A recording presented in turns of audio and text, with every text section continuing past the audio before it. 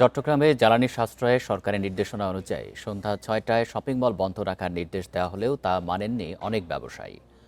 অন্যান্য দিনের মতো খোলা রয়েছে নগরের বিভিন্ন এলাকার বিপণী বিতানগুলো। বিদ্যুৎ সাশ্রয়ে সরকার এই নির্দেশনা দিলেও অতিরিক্ত বিদ্যুৎ ব্যবহারের প্রবণতা দেখা গেছে সব মার্কেটে।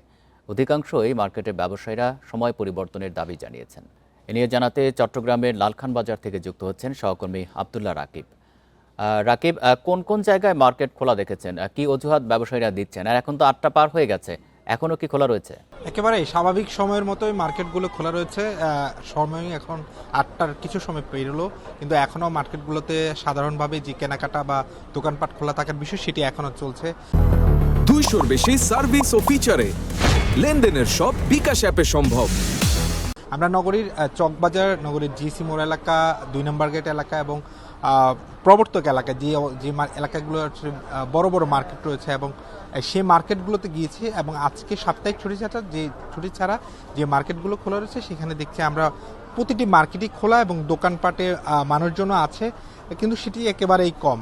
তবে যেহেতু ছুটির দিন, কেনাকাটা একটু আছে, কিন্তু আমরা অনেক ক্রেতা বিক্রেতাদের সাথে কথা বলেছি, তাদের কেউই এই নির্দেশনাটি জানে না এবং অনেকেই বলছেন যে হয়তোবা এই নির্দেশনাটি রোববার থেকে কার্যকর হবে এবং দোকান মালিক সমিতিগুলো থেকে বা মার্কেট সমিতিগুলো থেকে আসলে তাদেরকে এই বিষয়ে ওয়াকিবহাল করা হয়নি এবং তারা আরেকটি দাবির কথা বলছেন যে সামনে পহেলা বৈশাখ রয়েছে, ফলে কেনাকাটা কিছু আছে, মানুষজন আসছে মার্কেটে, কিন্তু সেই অনুযায়ী আমরা তারা বলছেন যে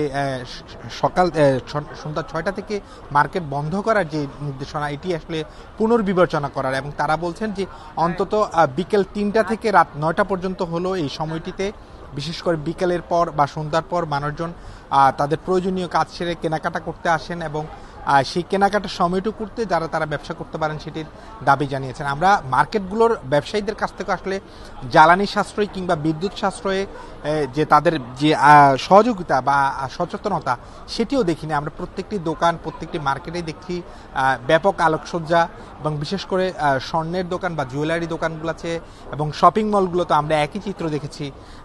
বিদ্যুৎ ব্যবহারের যে সাশ্রয়ী হওয়ার কথা সেটির বিষয়ে আসলে তারা খুব একটা সতর্কতা নয় বা সচেতন নয়। এটি আসলে মার্কেট সমিতিগুলো থেকে আসলে তাদেরকে এই বিষয়ে অবগত করা হয়নি এবং তারাও বিষয়টি জানেন না।